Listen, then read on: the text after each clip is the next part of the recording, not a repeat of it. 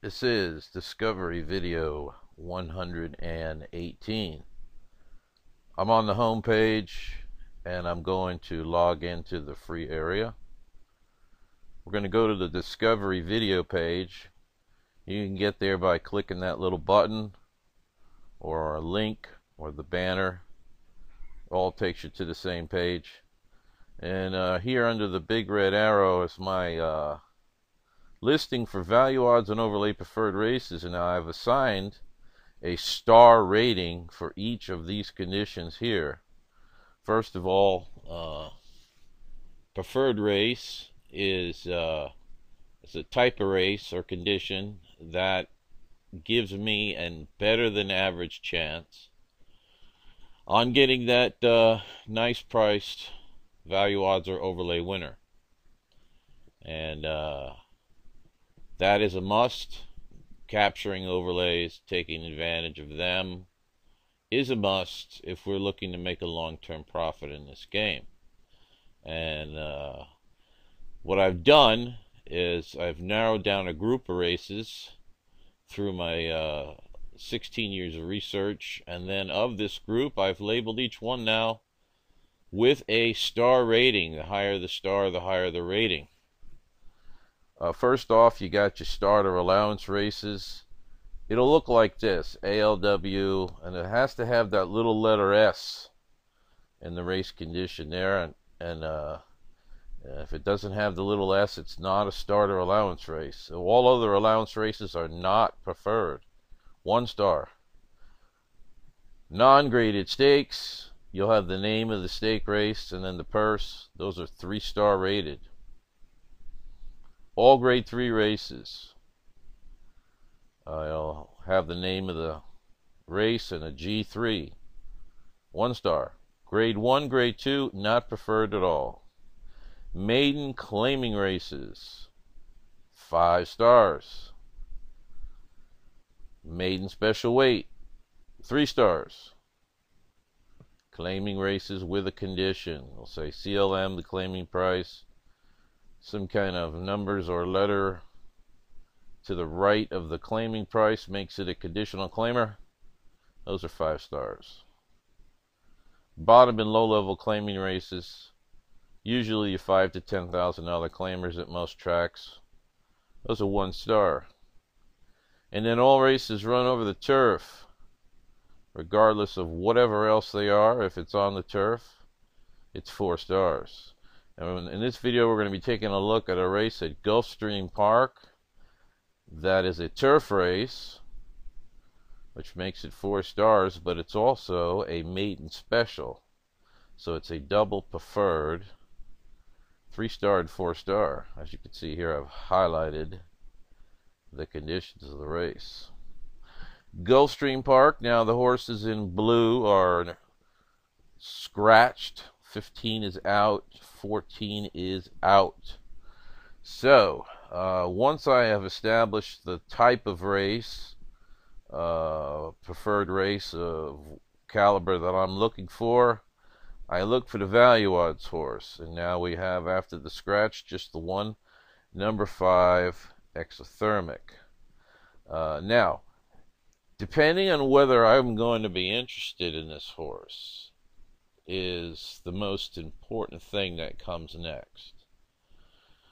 Because everything else is a song and dance unless we get the odds that we're looking for. And for me personally, I got to have double digit, meaning I'm not interested in anything less than 10 to 1, okay? Now, so what we need to do is check out the odds near post time, and then we can proceed there. And this is the page I want. Here is the odds on this 4-star. Remember, it's a 4-star because it's a turf, and it's a 3-star because it's a maiden special, so it's a double preferred race. Here were the odds near post time. The 16 was 3 to 1. Scratch the 15. Our value odds horse was 55 to 1. I can't drive 55. You gotta like that. The next one was scratched. The 3 Saturdays for fun, 6 to 1, and the 11 was 7 to 1. So obviously, the huge elephant in the room here is our value odds horse at 55 to 1. Okay, so I am interested. That does interest me. So let's take a look at the story here. Not much of a story to be told, you would think, because he is a first-time starter. This horse has never raced before. However, he has been listed in Group A for a reason. As you can see here, there was 1, 2, 3 after scratches, 3 first-time starters in the race. However, only the 5 horse was ranked up here. The reason is he qualifies for my first-time starter criteria. And there's certain things I look for, one of which, I'll say the obvious, would be workout points. Now, the workout points, which actually are, I highlighted here, a perfect 100. That's an angle in and of itself. What workout points measure is the pattern and distance of workouts. Okay, they measure the pattern. They don't have anything to do with the speed of the workout. And if a horse has a good pattern and a fast workout, that's a bonus. But in my opinion, any professional racehorse can run a fast workout, so that a fast workout is really irrelevant in my book. Okay, thoroughbreds, professional thoroughbreds, are supposed to run fast. They're supposed to be able to run fast workouts. That's what they do. Whether they can do it at race day, at race time, that's a whole nother ball game. And I have come to find out that rating the pattern of workouts, as to how many and during what period and how long is the distance and things like that, I found that to be much more lucrative of a measuring tool.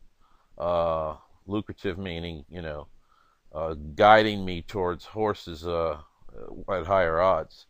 And this one here, he's got a 100, which is perfect.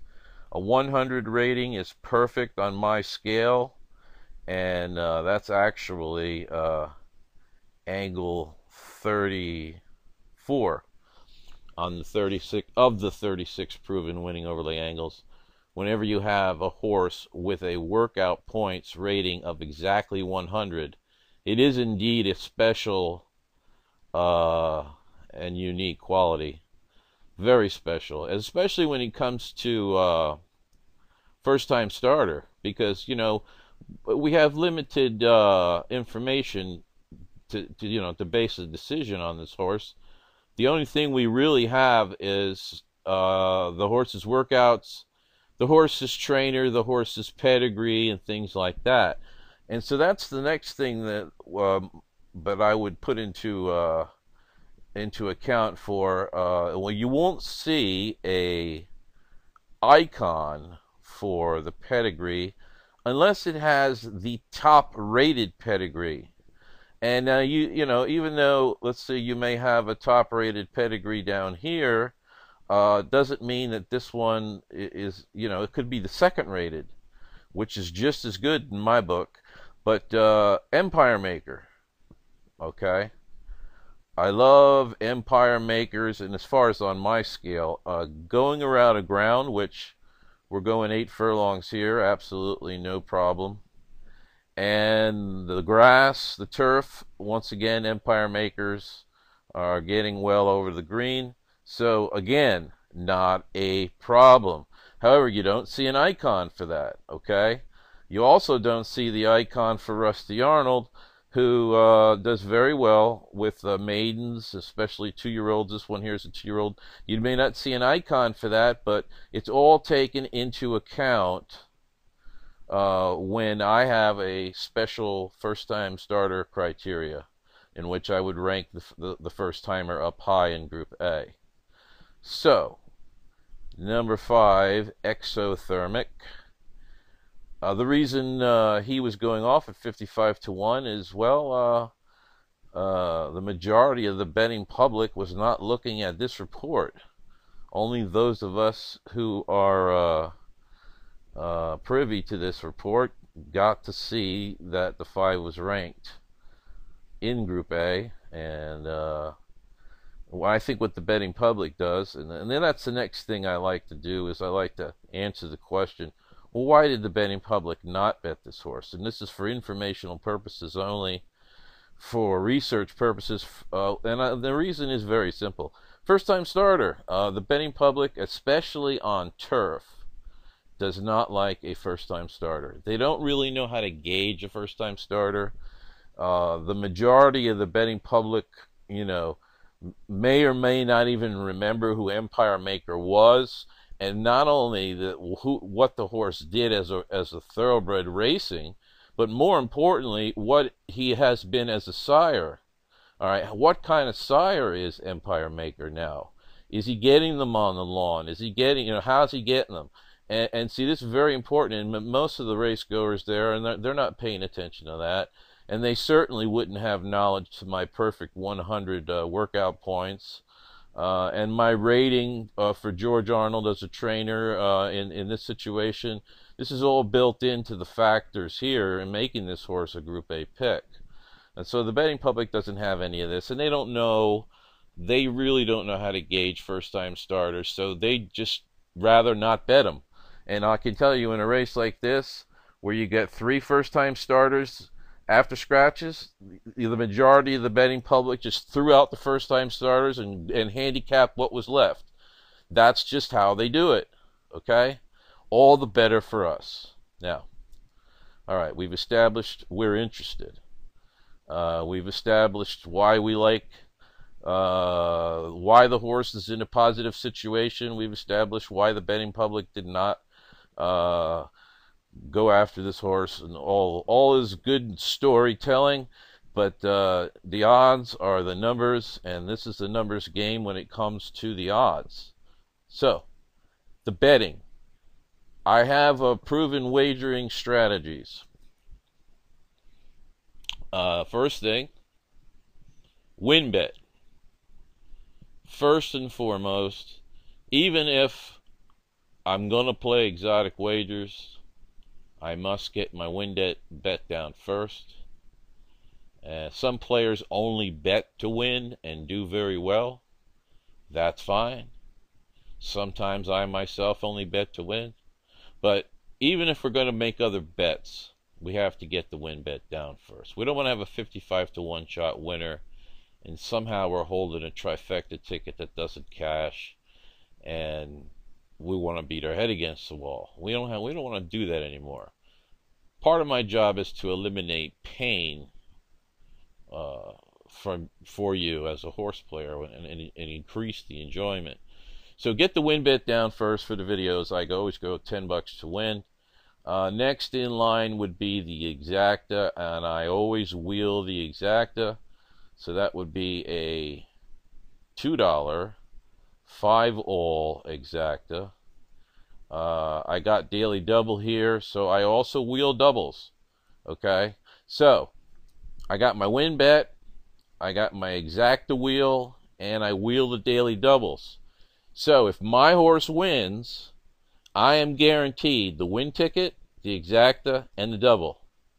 Even if I miss the trifecta and the super, which we did miss in this race, but we still came out okay because of the other wagers in the proven strategy. Okay, but here's how we play the trifecta, and I showed you. Well, first of all, we wheeled the exacta, we wheeled the double after the win bet. Now, the trifecta would be as follows: 5 on top, and second position 16, 3, 11, 2. Now what that represents is the rest of the horses in Group A and the top horse in Group B. So 15 and 14 were scratched, 3 and 11 move into Group A, and the 2 moves up to be the top horse in Group B. All for third, 10-cent super, all for fourth. Okay? And if you're going to play a pick 3, you're going to single your 55 to 1 shot with the Group A horses in the other races. Let's take a look. I believe this is what, there it is. Exothermic.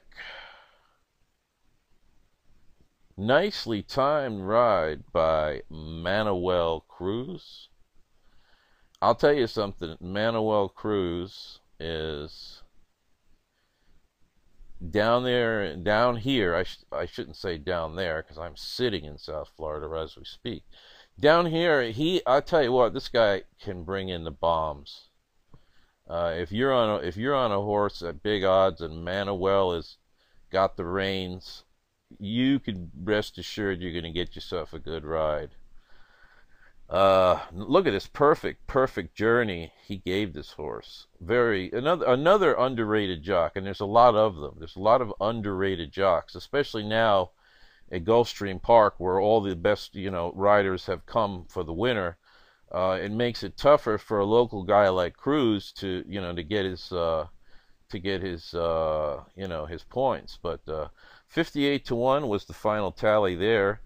And funny enough, video 118, that's exactly how much the win ticket paid here on Exothermic. Nice, cool $118.20. Okay, nice. That's a nice way to finish out the year down here in sunny South Florida. Bad news is we missed the trifecta. Good news is we caught a bunch of other stuff. All our other stuff, actually. All my guaranteed wagers hit. Of course, my win ticket of $10 returned $591. My $2 exacta returned $405.60. And my rolling daily doubles, remember I wheel those too, a cool $1,001 for one double and $272 for the other double. So even though we missed the trifecta and the super, we still cashed out at $2,269.60. Actually, it was a pretty good day at Gulfstream Park. Earlier in the day, we had a where are we here? Top pick, there it is. We had that starter allowance race. Remember I showed you in the beginning of the video about starter allowance races has to have the little letter S. Okay, that's a preferred race. The number 2, County Gun, top pick, value odds, pace, picked right on top, was a winner at 18 to 1. And we did catch all the mutuals here, every which way, all the way we played it, we caught it on that. So another local guy, Mr. Gerardo, getting the job done down there at Gulfstream Park. I keep saying down there, it's down here. But yeah, it was a good day at Gulfstream, but nothing really can compete to a $118 winner on video 118. I'm superstitious, so that's a good thing for me. Every horse player is superstitious, so that goes without saying. That's kind of redundant, but that to me gives me a good feeling. We had a great year this year. We really had a good year, and I'm expecting things to get better because everything that's in my plan is to slowly improve. And I've already got 16 years worth of steam built up. Okay, so I mean we don't need to be going quickly. Now we need to refine everything. We need to finish polishing that diamond. Let's finish polishing that diamond, a couple of the edges, get them nice and smooth, and we work this thing into a even more, if it's even possible, productive machine for making the horse player long-term profit, if that is your desire. And so, with that, thank you very much for viewing, and as always, good luck with all your bets.